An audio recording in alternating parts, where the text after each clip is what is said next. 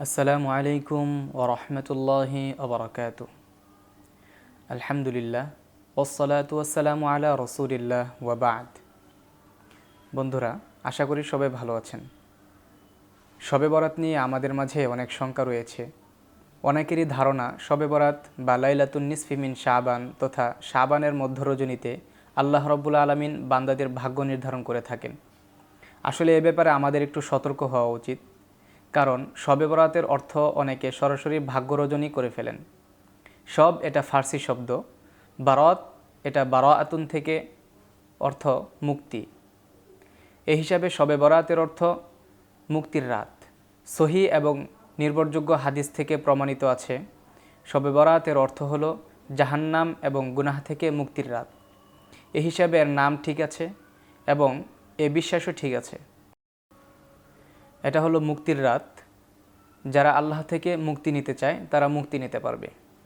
কেউ কেউ মনে করেন ফার্সিতে বারাআতুন অর্থ ভাগ্য। আসলে এ কথাটিও প্রশ্নবিদ্ধ, কারণ ফার্সির যে প্রসিদ্ধ অভিধান রয়েছে গিয়াসুল লুগা, এর মধ্যে বারাআতুন শব্দের অর্থ এসেছে যে কাগজের মধ্যে সরকারের পক্ষ থেকে কোনো বরাদ্দের কথা লেখা থাকে, ওই কাগজকে বারাআতুন বলা হয়। এই হিসাবে অর্থের সাথে আসলে কোনো মিল নেই। এখানে যে বিষয়টাকে অনেকে মিলাতে চান তা হলো কোরআনুল কারীমের সূরাতুদ দুখানের যে আয়াতটি রয়েছে, ইন্না আনজালনাহু ফি লাইলাতিন মুবারাকা। আল্লাহ রাব্বুল আলামিন বলেন, নিশ্চয়ই আমি কোরআনুল কারীমকে বরকতময় রজনীতে নাজিল করেছি। এর পরের আয়াতে বলা হচ্ছে ফিহা ইউফরাকু কুল্লু আমরিন হাকিম, এবং এ রাতেই প্রতিটি গুরুত্বপূর্ণ বিষয়কে বন্টন করা হয়।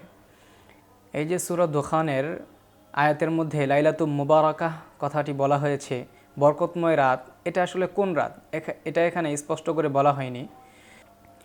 যার আলোকে বিভিন্ন তাফসির এবং হাদিসের কিতাব এসেছে, যেমনভাবে শবে কদরে আল্লাহ রাব্বুল আলামিন বান্দাদের ভাগ্য নির্ধারণ করে থাকেন, ভাগ্য বন্টন করে থাকেন, ঠিক অনুরূপভাবে শবে বরাতেও ভাগ্য বন্টন করা হয়। এই বর্ণনাগুলোর কারণে কোনো মুফাসসিরিন এই মত দিয়েছেন লাইলাতুম মুবারাকাহ দ্বারা শবে বরাত উদ্দেশ্য। তবে এ ব্যাপারে হাফেজ ইমাদুদ্দিন ইবনে কাসির রাহিমাহুল্লাহ তাফসিরে ইবনে কাসিরের মধ্যে 7 নম্বর খণ্ডের 246 নম্বর পৃষ্ঠায় উল্লেখ করেছেন, ফামান ক্বালা ইন্নাহা লাইলাতুন নিসফি মিন শাবান কামা রুবিয়া আন ইকরিমা। অর্থাৎ যারা বলে লাইলাতুম মুবারাকাহ এর দ্বারা শবে বরাত উদ্দেশ্য, তাদের কথাটি আসলে বাস্তবতা থেকে অনেক দূরবর্তী। কেন এটা বাস্তবতা থেকে দূরবর্তী? এর কারণ বর্ণনা করছেন হাফেজ ইবনে হাজার আল আসকালানি রহিমাহুল্লাহ। তিনি বলেন, ফাইন্না নাসসাল কোরআন আন্নাহা ফি রমাদান।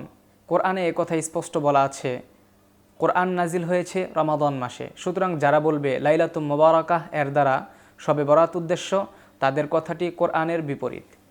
এরপর ইমাম জাহিদ ইবনুল হাসান আল কাউসারি রহিমাহুল্লাহ তিনি তার মাকালা ইমাম আল কাউসারি এর 50 নম্বর পৃষ্ঠায় উল্লেখ করেছেন, ইমাম সাআলাবী রহিমাহুল্লাহ থেকে যে বর্ণনাটি এসেছে যে লাইলাতুম মুবারাকাহ এর দ্বারা শবে বরাত উদ্দেশ্য, এখানে ওনার একটি তাসামুহ হয়েছে। আসলে এখানে বিষয়টি হলো, তিনি এই আয়াতের তাফসির, এই আয়াতের ব্যাখ্যা লেখার সময় এখানে রমাদান শব্দটি লিখতে গিয়ে তিনি ভুলে শাবান শব্দটি উল্লেখ করেছেন। অর্থাৎ তার নিকটেও লাইলাতুম মুবারাকাহ দ্বারা শবে বরাত উদ্দেশ্য নয়, বরং শবে কদরই উদ্দেশ্য। এছাড়াও ইমামুল আসর আনোয়ার শাহ কাশ্মীর রহিমাহুল্লাহ তার লিখিত গ্রন্থ আল আরফুস শাফিতে এ ব্যাপারে আলোচনা করেছেন। অর্থাৎ লাইলাতুম মুবারাকাহ দ্বারা শবে বরাত উদ্দেশ্য নয়, বরং শবে কদর উদ্দেশ্য।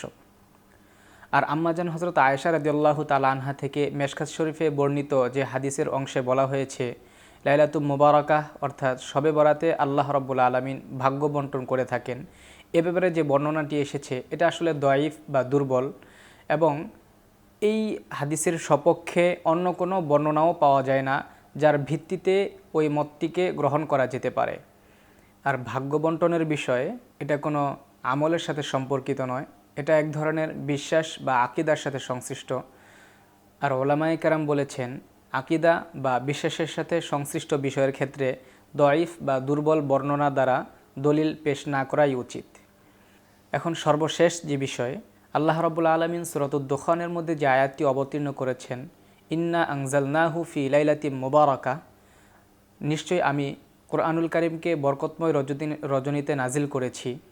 এই বরকতময় রজনী এটা আসলে কোনটি, যেহেতু এইটা সূরাতুদ দুখানের মধ্যে স্পষ্টভাবে বলা নেই, কিন্তু লাইলাতুল মুবারাকাহ এর ব্যাখ্যা অন্য একটি আয়াতের মধ্যে আল্লাহ রাব্বুল আলামিন করেছেন, তা হলো ইন্না আনজালনাহু ফি লাইলাতিল কদর, আমি কোরআনুল কারীমকে লাইলাতুল কদরে নাজিল করেছি।